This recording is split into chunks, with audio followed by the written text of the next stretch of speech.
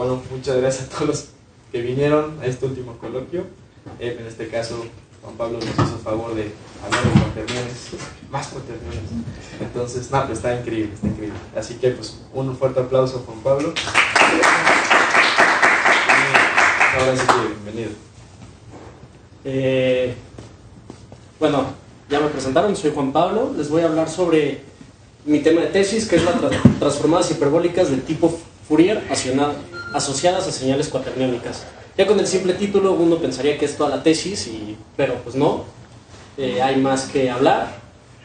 Y voy a empezar con la problemática. La agenda de hoy es con una pequeña introducción y motivación que voy a darles, el por qué escogí este tema. Después un marco geométrico, que es el espacio hiperbólico en el que estoy trabajando. Una pequeña pausa con cuaterniones, no voy a hablar tanto de cuaterniones. Creo que ya han hablado mucho de cuaterniones en estos coloquios. El espacio en el que voy a trabajar, los espacios del LB, en especial el L2, que es el que me interesa mucho, y el L1, la transformada de Fourier, hiperbólica cuaterniónica, la transformada lineal canónica parcial y la completa, qué relación estas tienen con Fourier, y unas conclusiones y aplicaciones a futuro, ¿no? Ok, el problema todos creo que ya conocen que es una transformada de Fourier, ya llevaron algunos análisis 2, y se ha hablado de la transformada de Fourier.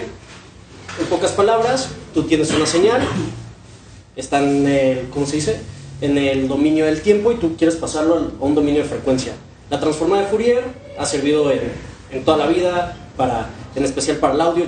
Yo que soy DJ me ha interesado mucho tratar con audio, tratar con producción musical y ver cómo puedo descubrir nuevos sonidos, ¿no? El problema de hoy en día es que la transformada de Fourier que todos conocemos usa una geometría plana, que es la euclidiana, la que todos conocemos, lo cual puede llegar a fallar, puede generar distorsiones. Un ejemplo muy sencillo es, piensen en un mapa, ¿no? Un mapa del mundo, la proyección de Mercator que todos conocen. En el Ecuador no hay tantas distorsiones en el centro del mapa, pero si te vas alejando puedes encontrar una distorsión, al grado de que Rusia lo podemos ver más grande que África, lo cual eso pues llega a fallar, ¿no? Y no es como aplicado a la realidad. Con este espacio hiperbólico quiero tratar de evitar esas distorsiones que la geometría euclidiana nos está diciendo. Y el otro es el álgebra conmutativa, ¿no? Las transformadas de Fourier usan los números complejos. Yo me voy a ir a los cuaterniones para evitar pues irme a una señal más real. Por ejemplo, las señales de imagen tienen el RGB, que son 3 dimensiones, y no es lo mismo aplicar un filtro a una imagen a distintos colores y viceversa, ¿no? Por aquí llegaron varios. Sí, no, perdón por la tardanza.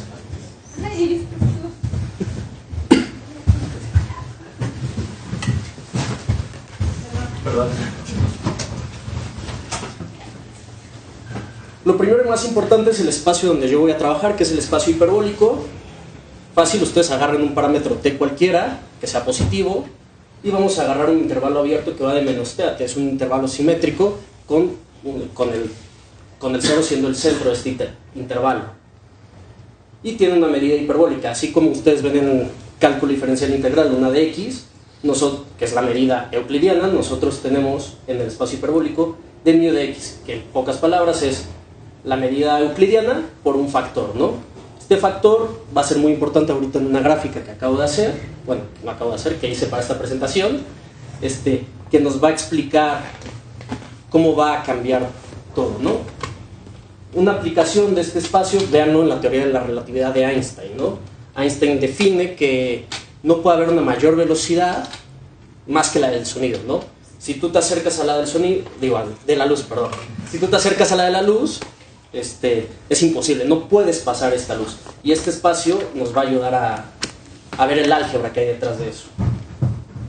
Esta es la gráfica que voy a comparar las dos medidas, la euclidiana y la hiperbólica, ¿no? La euclidiana, si vemos aquí, es una línea recta, no pasa nada. O sea, ¿qué quiere decir? Que el costo de moverme de un punto a otro va a ser constante, ¿no? Si me muevo de aquí a acá, pues me va a costar lo mismo que de moverme de aquí a acá. La euclidiana cambia muy distinto. ¿Por qué? Porque, como les digo, si vemos la luz, me va a costar mucho trabajo. Si estoy cercano a la velocidad de la luz, pues acercarme más, ¿no? O sea, aproximarme a la luz. Tanto que el costo de moverme de este punto a este, pues va a tender a infinito, ¿no? Yo aquí usé como T1, o sea, T igual a 1, no la velocidad de la luz, pero pues es eso, ¿no? Vamos a tratar de generalizar. Uso la luz porque es lo más fácil para mí en mi tesis de entenderlo, ¿no? Y este espacio tiene aritmética, ¿no? Tiene una suma y tiene un producto escalar, ¿no? Para todos los que llevaron álgebra lineal 2, en todos los espacios necesitamos una suma y un producto escalar, que, lo más importante, que cumplan con una cerradura. La suma, en la bibliografía, se me olvidó, todo esto lo saqué de unos artículos de Joao, de mi tesis. En la bibliografía se llama la suma de Einstein. ¿Por qué? Porque tiene que ver con la teoría de la relatividad, ¿no? Como les digo, si ustedes van a 200.000 kilómetros por segundo y quieren ir a 100.000, sumarle otros 100.000 kilómetros por segundo, no es lo mismo que sumar 200.000 más 100.000, ¿no?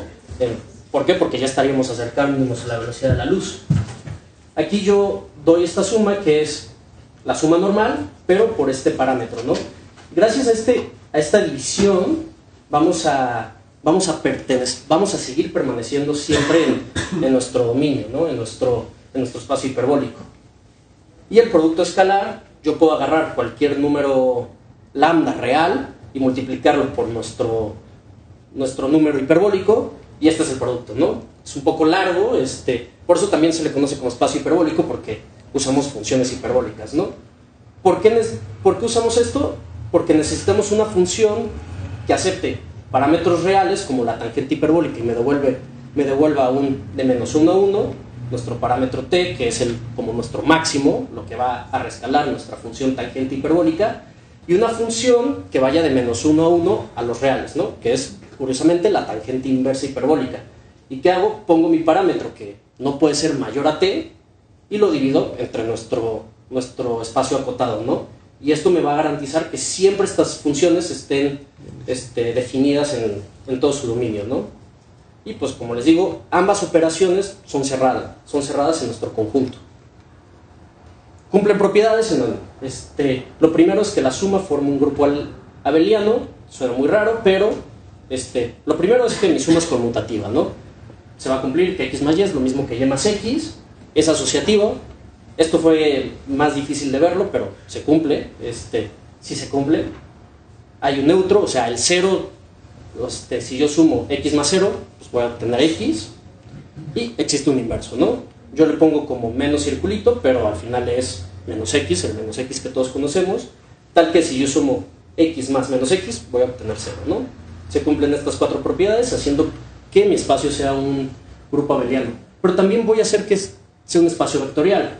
Va a cumplir con las siguientes leyes distributivas. La primera, que si yo hago la multiplicación del escalar por la suma hiperbólica, se va a distribuir como siempre lo hemos visto con los números reales. Y lo mismo, si yo tengo dos escalares y lo multiplico por un número hiperbólico, voy a obtener pues la distributividad que todos conocemos, ¿no?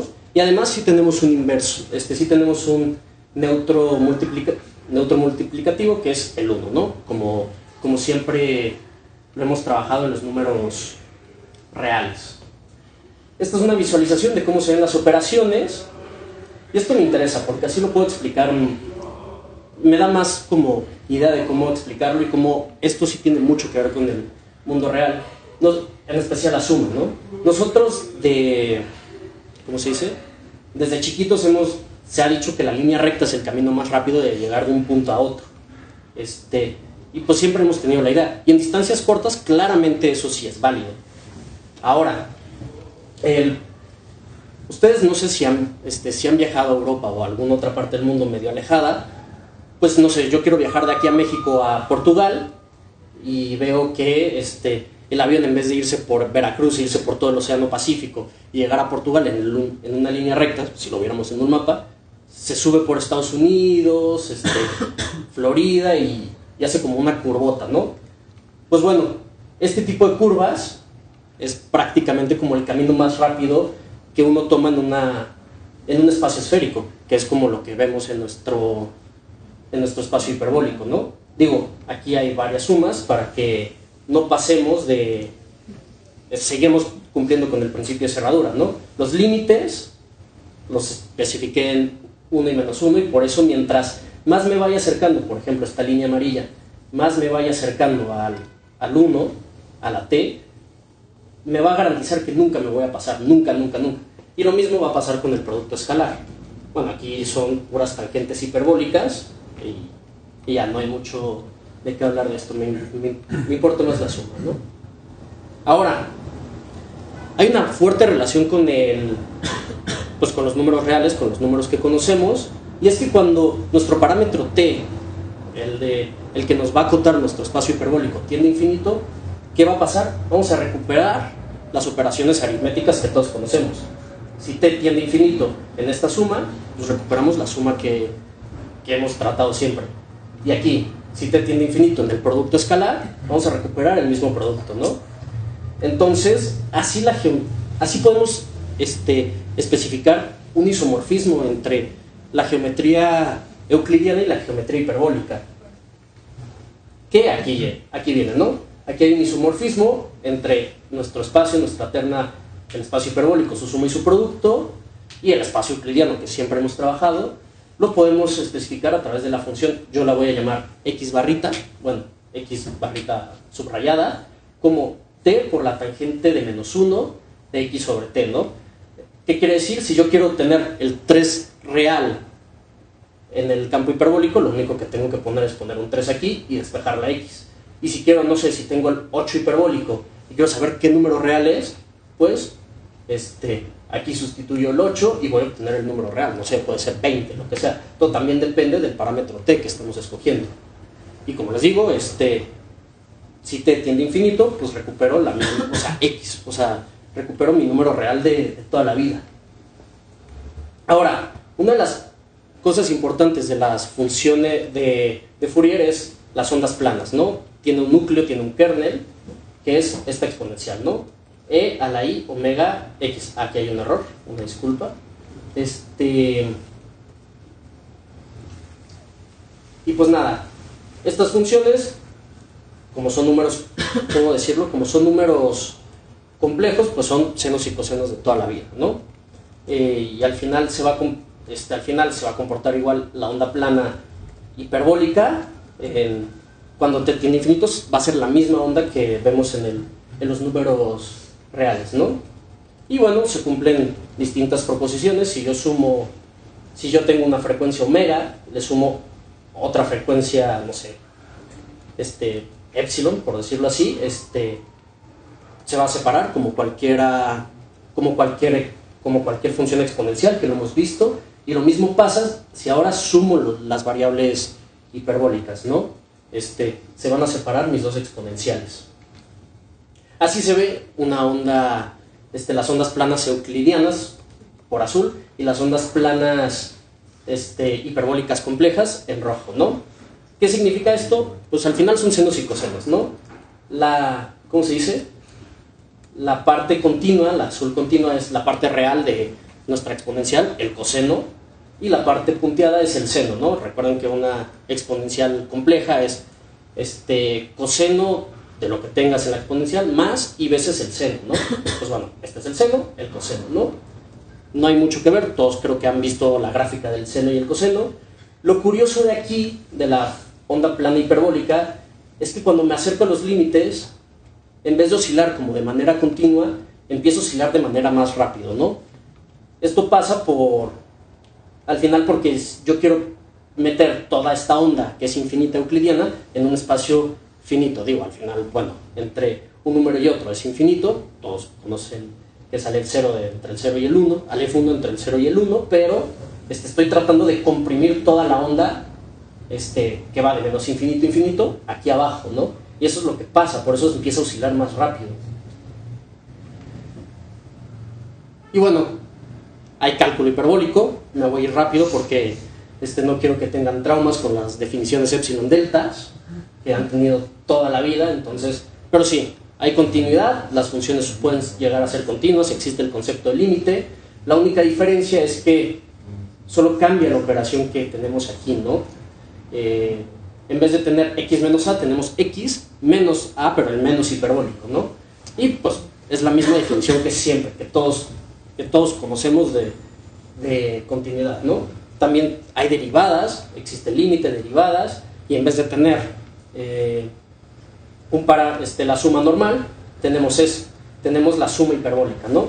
Pero de ahí en fuera todo es similar a lo que ustedes ya vieron en su clase de cálculo 1 o cálculo univariado, ¿no? De los nuevos semestres. Ahora, ¿cómo quiero expresar mi derivada? La vamos a llamar la h derivada, derivada hiperbólica. En términos de la derivada euclidiana, pues fácil, ¿no? La derivada hiperbólica es igual a este parámetro 1 menos x cuadrada entre t cuadrada por la derivada euclidiana. Y si se acuerdan, es muy similar a lo que vimos en la medida. La única diferencia es que en la medida, en la medida está por un menos 1, ¿no?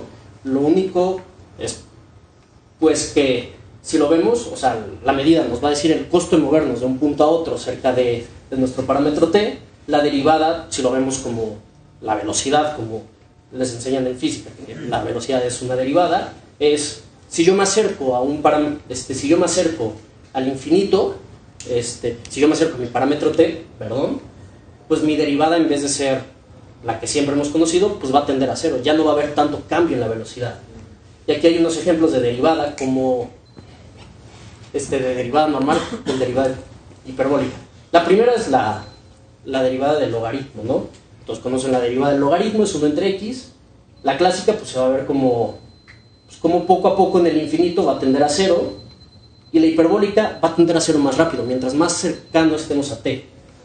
La derivada de la función x a la quinta pues es 5x cuarta, y se ve la clásica, si ustedes lo grafican en sus cuadernos o en sus clases de cálculo, se ve como un tipo de parábola, es punteada. En cambio, la hiperbólica, cerca de los parámetros menos 1 y 1, pues va a tender a cero, o sea, ya no va a haber cambio, ya no podemos movernos tanto. Lo mismo pasa con el seno hiperbólico, aunque la derivada sea el coseno hiperbólico, y sea una función, por decirlo así, con exponenciales fuerte, pues a lo hiperbólico le da igual. Siempre vamos a tender a cero en los límites de nuestro espacio hiperbólico. Tenemos reglas de integración, tenemos integración por partes, aquí me voy rápido, no hay mucha necesidad. Lo único que cambia es nuestra medida, que ya la especifiqué al principio. Y ahora sí, vamos rápido a los cuaterniones, ¿no? Tenemos álgebra cuaterniones. Todos, creo que los que llevaron álgebra superior 1 trataron con números complejos. Los cuaterniones es una extensión de los números complejos, solo que en vez de tener solo una unidad imaginaria, tenemos 3. Y se rige de que i, j y k es lo mismo que raíz de menos 1. Pero i, j y k van a ser producto de, por ejemplo, si yo multiplico i por j, me va a dar k. Pero si yo multiplico j por i, me va a dar menos k, a lo que se conoce como principio de anticonmutatividad. ij es k igual a menos ji. Es decir, cada uno de estos elementos va a generar cualquiera de otros, pero pues, recuerden, no es lo mismo estar multiplicando ¿cómo decirlo? No es lo mismo multiplicar las unidades de un orden o de otro. Y esto nos va a definir mucho cómo vamos a definir nuestra transformada de tipo Fourier. Al final del día, sí va a importar nuestros núcleos de la transformada, por dónde los multiplicamos, si por la derecha de la función, si por la izquierda, o de ambos lados.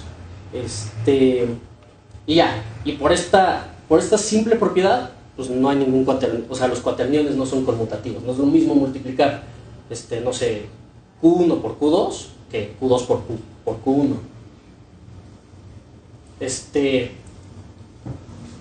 El espacio hiperbólico también puede ser normado, lo definimos como el espacio LP. Si yo tengo la norma pésima, aquí ya nos extendemos, en vez de que sea de una dimensión mi rectángulo hiperbólico, ahora me voy a 2 dimensiones.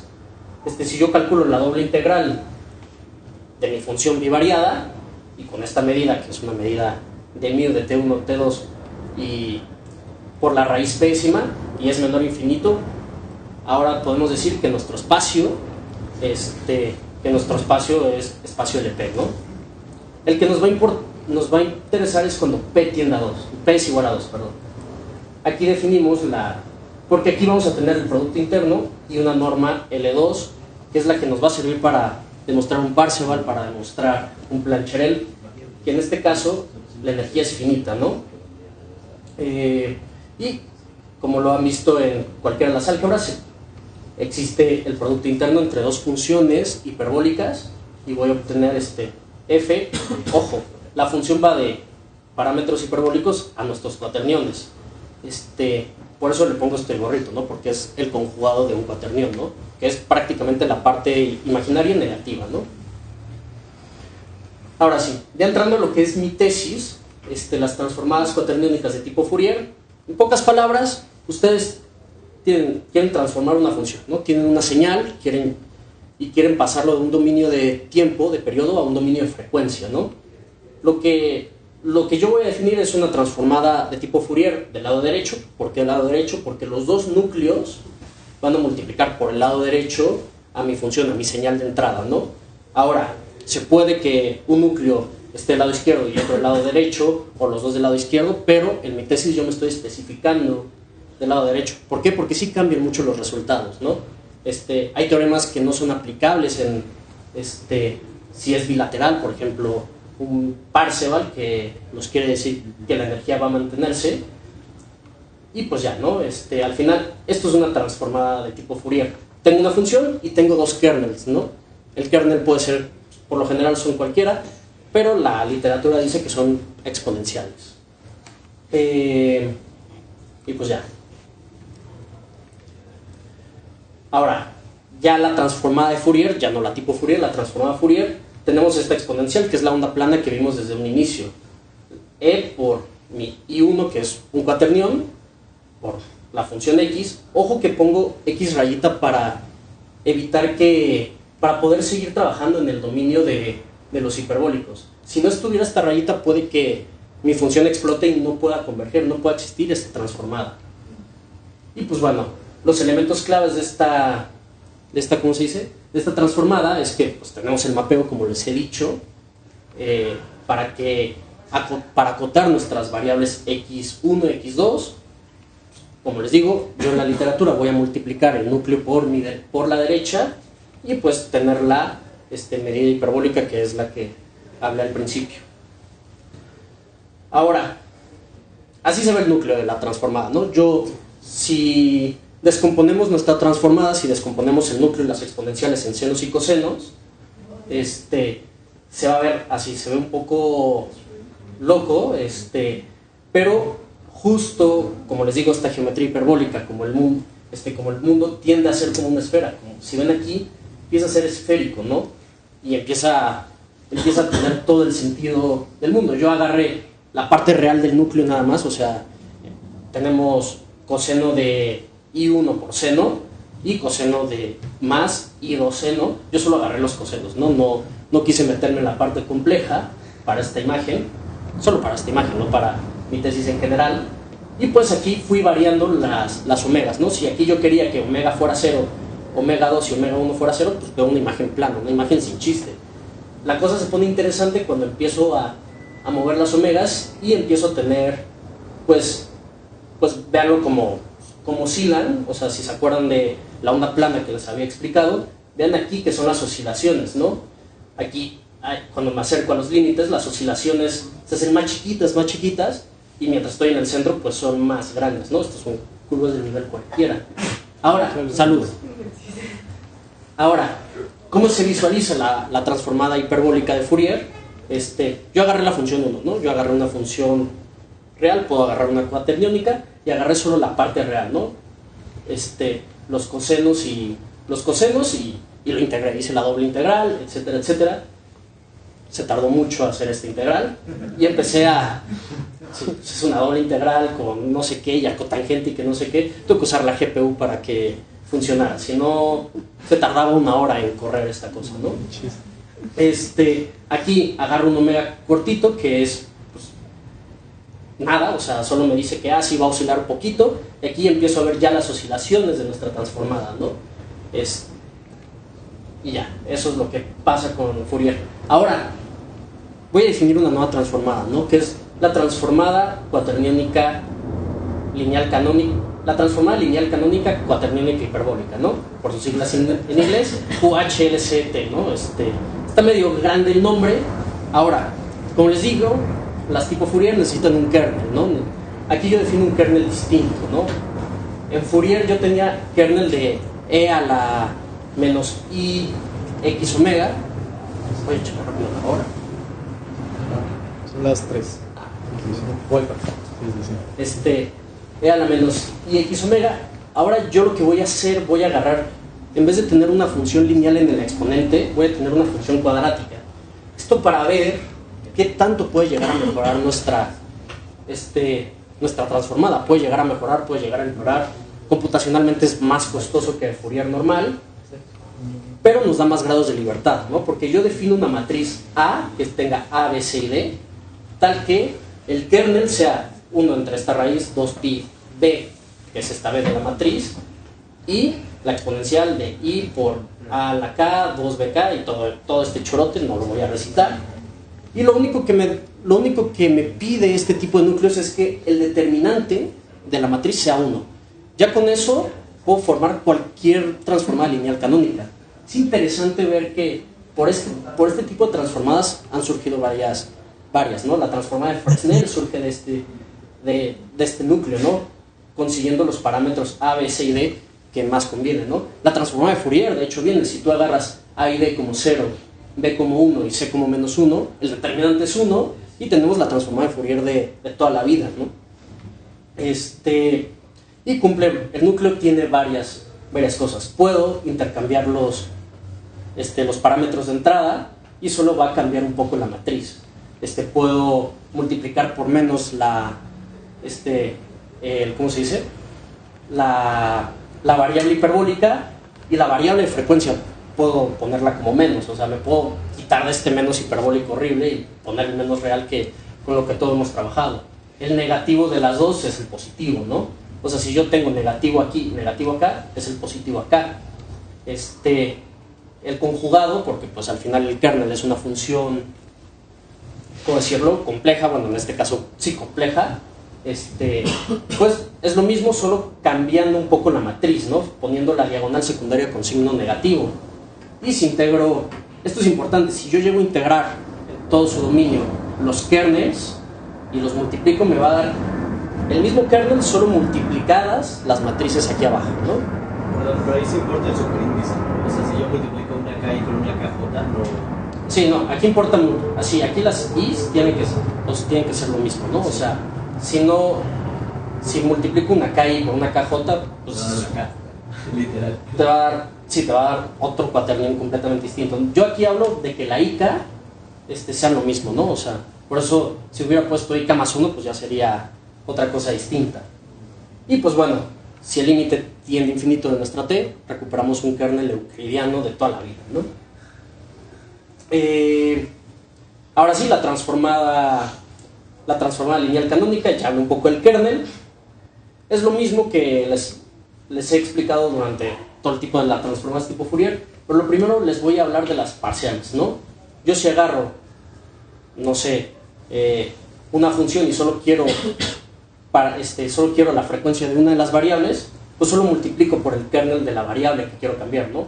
Aquí yo agarro el kernel de i1 y solo voy a modular x1 y integro sobre la, ¿cómo se dice? Sobre la variable hiperbólica x1 y nada más, solo tengo una integral sencilla, muy fácil, muy bonito, ¿no?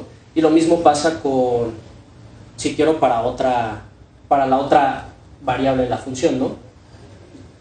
Encontrar la invertibilidad de esto es medio pesado, pero sí existe, ¿no? Y lo único que pido es como suficiente es que estas funciones sean de carácter L1, si no, pues no puedo garantizar que existan estas integrales. Así se ven los núcleos, si yo los multiplico,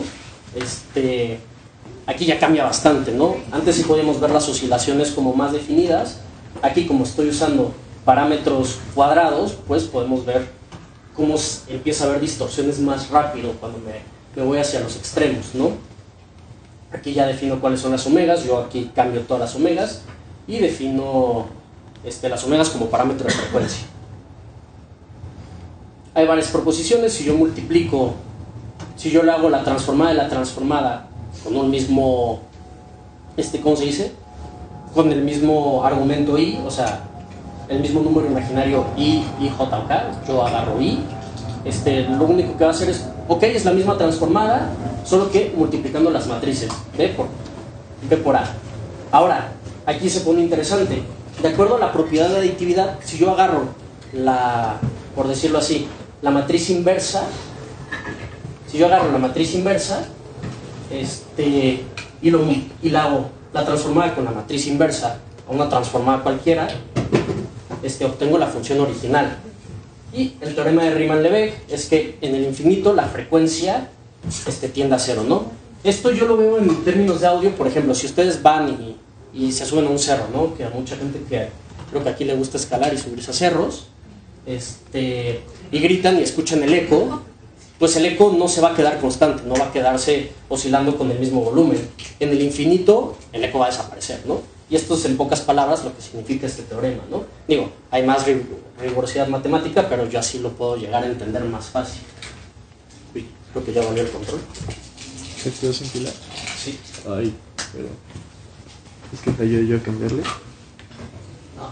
No pasa nada. ¿Seguro? Sí. Dale. Ahora,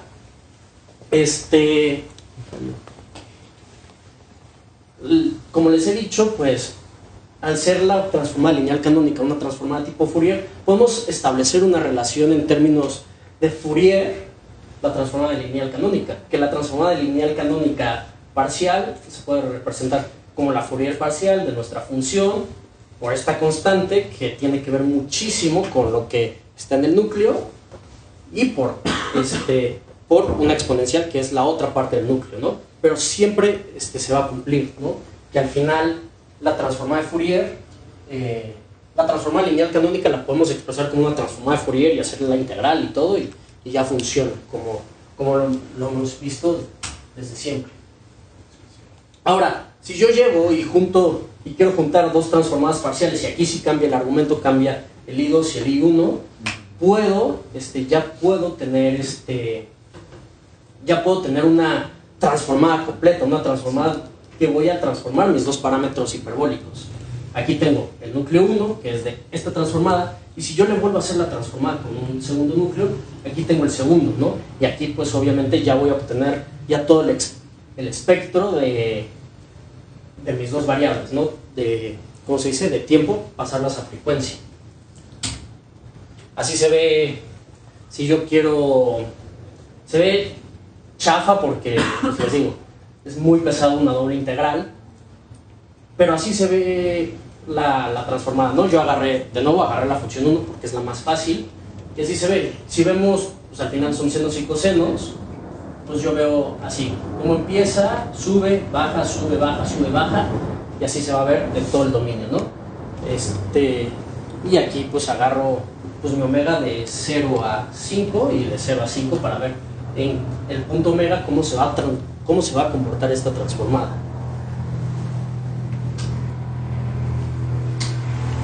Por último, se puede demostrar que se cumple el teorema de Riemann-Lebesgue, como les expliqué. Yo lo veo como el eco, así al infinito. Si yo la transformada completa, alguna de las dos frecuencias la hago tender a infinito, la transformada va a tender a 0, siempre. Y también hay una fórmula de inversión. ¿Esto qué quiere decir? Si yo tengo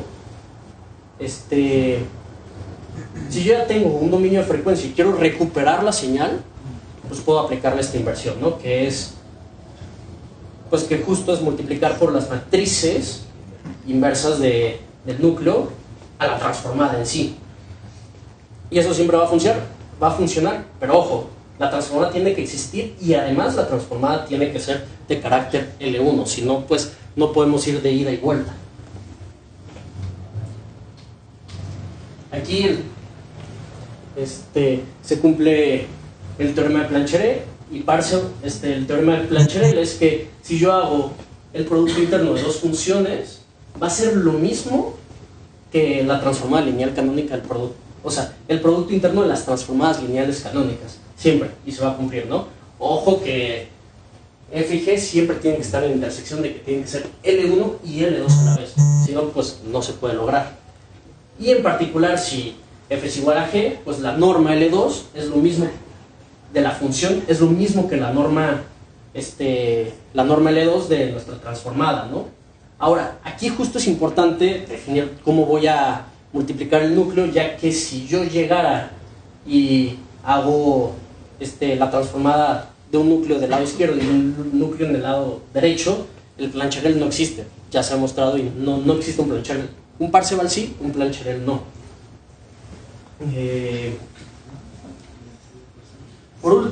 Lo último, bueno, Antonio ya habló un poco del principio de incertidumbre. La transformada va a tener un principio de incertidumbre. Como yo lo veo y como me gusta explicarlo, véanlo como en la música, véanlo como si yo toco un do, ¿no? Toco un do, un piano, podemos definir cuál es la frecuencia de este do en el piano, que es como un do central, que es como 256 hercios. Pero si yo les pregunto en qué tiempo empieza a sonar el do, pues nadie como que me va a empezar, no me va a poder responder, nadie me va a decir, como que no sé, no tengo idea, ¿no? Porque el do se va a quedar sonando, como que les va a costar más trabajo medir el tiempo. Ahora, si yo agarro un aplauso, pues ustedes me pueden decir en qué momento específico yo aplaudí, pero si les pregunto, oigan, ¿y la frecuencia de ese aplauso? Pues les va a costar mucho trabajo entenderla, qué frecuencia tiene demasiadas frecuencias, y esto es lo que nos dice este principio de incertidumbre, ¿no? Que no voy a, si yo sé exactamente, muy detalladamente, la frecuencia, me va a costar más trabajo entender cuál es el tiempo, y viceversa, ¿no? Ahora, esta desigualdad, que es todas las varianzas de mis, ¿cómo se dice? De mis parámetros hiperbólicos, que son las funciones, o sea, en la bibliografía pone x1, pero son las varianzas de las funciones, y las omegas de las transformadas, van a siempre estar acotadas inferiormente por el parámetro B1 y B2, que es el de nuestras matrices lineales canónicas, entre 4, ¿no? Ahora, si queremos evitar y perder esta incertidumbre, lo más fácil es agarrar como nuestra función original, una gaussiana, la campana de Gauss que todos conocemos. Aquí, esta desigualdad se convierte en igualdad, es la única, por eso se pone el mayor igual, ¿no? Solo por esta función.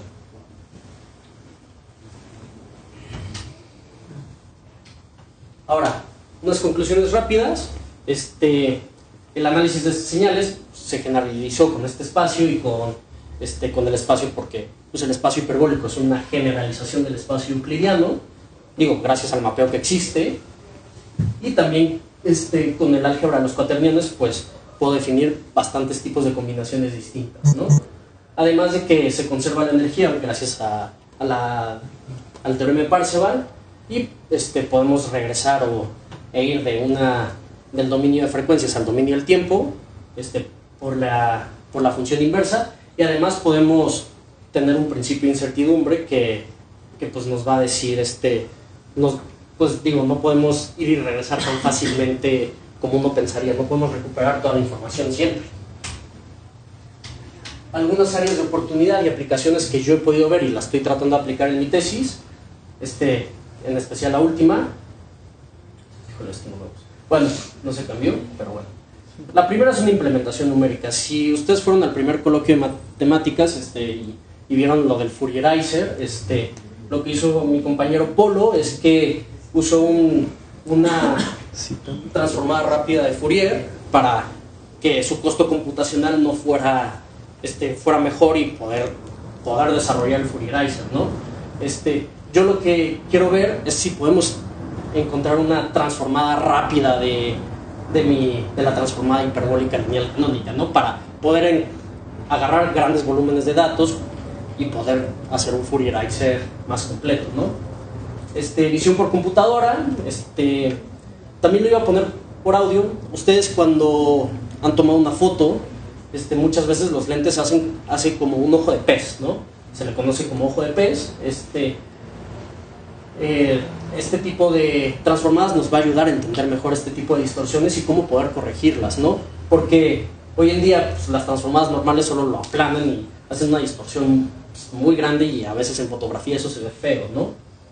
Y en inteligencia artificial, que es donde yo me quiero dedicar para la parte de computación de mi tesis, porque estudio Mate y Compu, yo voy a usar la transformada lineal canónica cuaterniónica hiperbólica y voy a tratar de hacer un autoencoder. Un autoencoder lo que tiene es que yo tengo redes neuronales, tengo millones de parámetros, hago la red neuronal y como un método de compresión quiero comprimir estilo PCA y volver a recuperar toda la información, ¿no? El método de compresión que usan en los autoencoders es una normal que todos conocen de Proba 1, y ya solo con las redes neuronales, los parámetros, los hiperparámetros mu y sigma, que es la media y la desviación estándar, se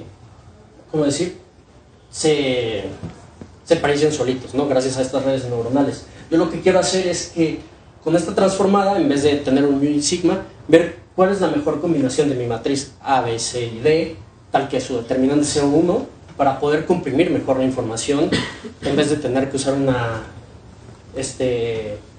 distribución normal. Las referencias pues, son estos dos artículos de Joao, que es en lo que me he basado prácticamente toda mi tesis, bueno, las demostraciones en más videos de YouTube y más cosas, pero estos son como los artículos base, ¿no? Y pues ya, eso es todo.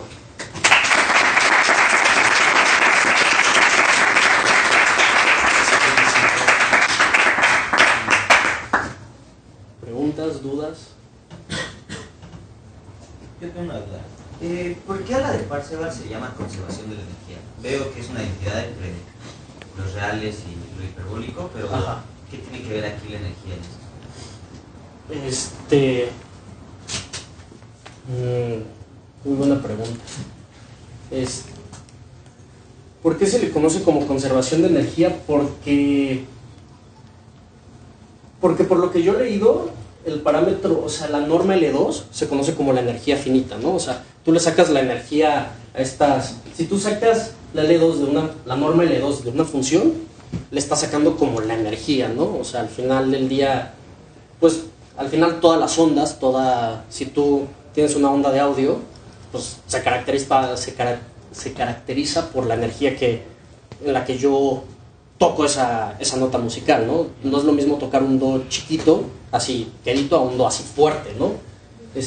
Por lo que yo he entendido, digo, puede que esté mal, pero es que la norma L2 nos va a ayudar a ver qué tan fuerte o qué tan ligero he tocado. ¿Y por qué conservación? Porque si yo le hago toda la transformada, pues va a seguir igual, o sea, va a quedarse igual uno de otro.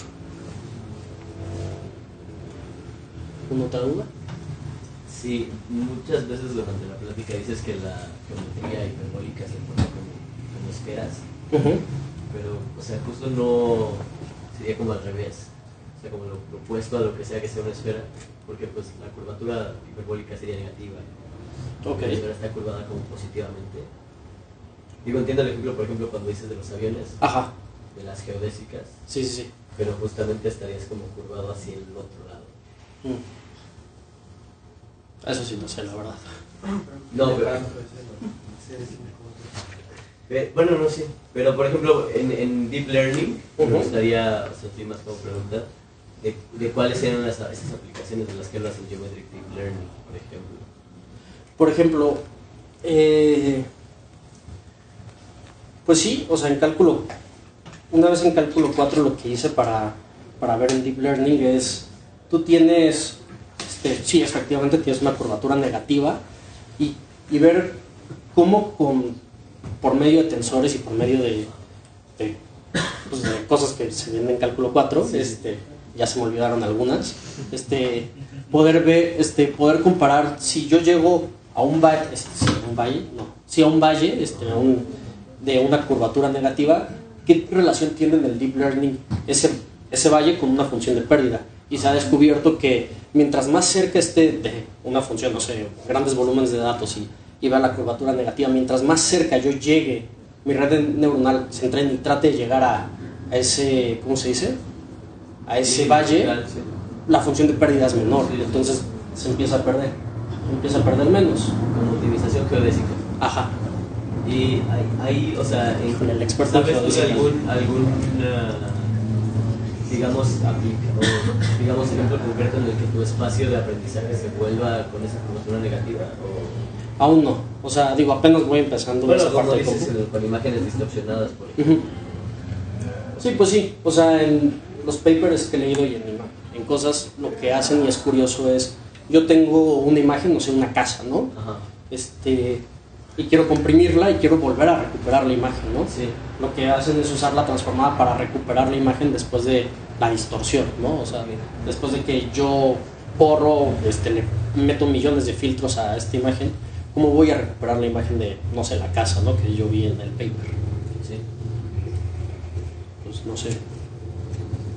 Una duda más. ¿Podemos regresar a la definición de kernel? Sí.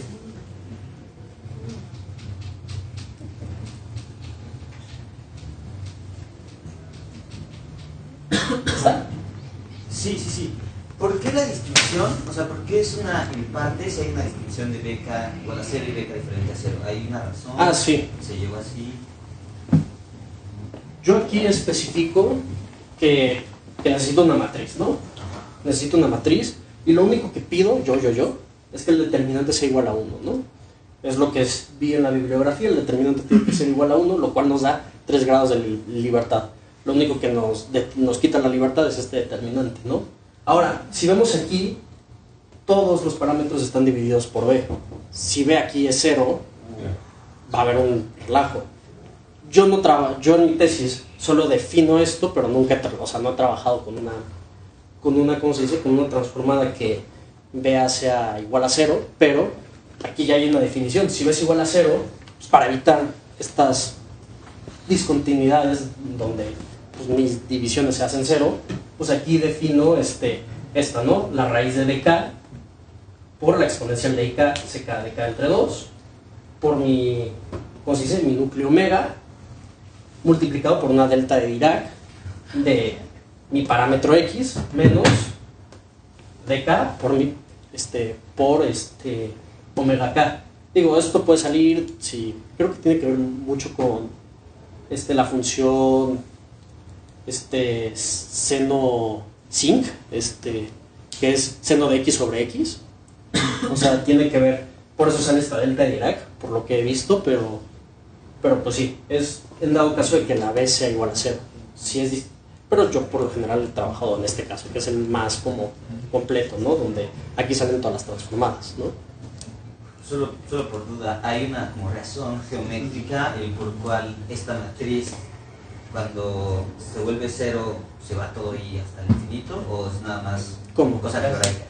¿Qué cosa? Geométricamente hablando, sí. O sea, hemos visto que esta matriz tiene mucho que ver con el espacio. Si tienes una matriz con su la -1, te da la función a la otra vez. Entonces tiene que ver con el espacio. ¿Qué es esa P0? ¿Hay una razón geométrica ahí detrás? O sea, ¿por cuál todo eso se va al infinito? ¿O mera casualidad? La verdad no lo sé. O sea, ahí sí. O sea, te digo, no he trabajado con el B0, pero lo investigo y lo pongo. Pues ya. ¿Más dudas? No sé si entendí muy bien, pero aplicando esto a los ejemplos de sonido, ¿qué pasaría con todos estos principios si gritas en el eco de un espacio hiperbólico? O sea, ¿es como lo que te está diciendo esto? Ah, sí, si grito en el eco de un espacio hiperbólico, por ejemplo, en el Riemann-Lebesgue tiende a 0, o sea, como lo haces en el monte, pues va a tender a 0, o sea, se va a hacer más chiquito. No tendría sentido de que se quede constante porque si no explotaría el universo. Buena pregunta. Justo con la pregunta que acaba de decir, Ajá. ¿puedes crear sonidos hiperbólicos? O sea, ¿puedes escuchar algo hiperbólico o está raro? No sé. Aún no sé, déjame. Eso aún no sé, pero justo por eso estoy haciendo la tesis. Quiero ver si puedo hacer sonidos hiperbólicos de acuerdo a esto. Bueno, tengo una pregunta. Cuando hablas de recuperar señales, ¿cómo se...? O sea, bueno, chance está como medio fuera de la idea de la tesis, pero... O sea, ¿sabes cómo se debería recuperar un sonido, recuperar las señales de un sonido? Sí, lo voy a usar con la transformada clásica porque es como la que mejor tengo idea, o sea, la transformada de Fourier. Tú sí tienes, por ejemplo, o sea, lo que pasa en la transformada de Fourier es que tú hablas, ¿no? Por ejemplo, en un micrófono, ¿no? Tú generas una onda y tiene varias distorsiones. Algo, pues, no sé, puedes hacerlo tal, vas a tener algo tal que así, ¿no? Fourier va a hacer algunos filtros, va a tomar algunas cosas, se van a perder algunos rastros de información, por eso cuando hablas por teléfono a veces suena extraño, puede llegar a sonar extraño, como que te recorta algunas frecuencias, pero tú lo que pasas a Fourier, tú lo que le haces a la transformada de Fourier es que dices, ah, sí, voy a ver, aquí está como espacio de frecuencia y voy a empezar a ver picos de la nada. ¿Ok?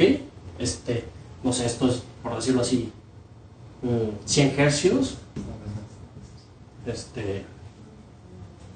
1000 hercios, por decirlo así,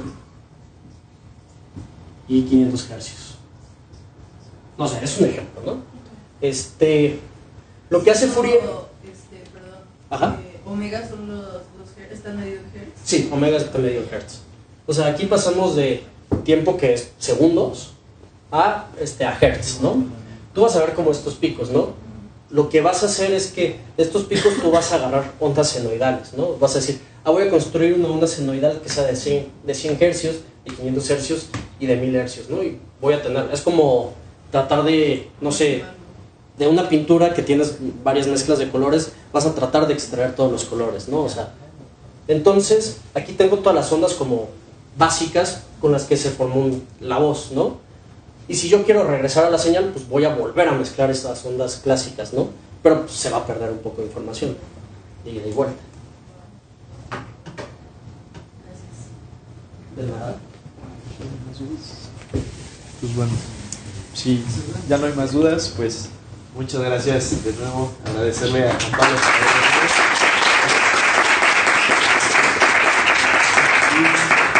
venido. Y bueno, como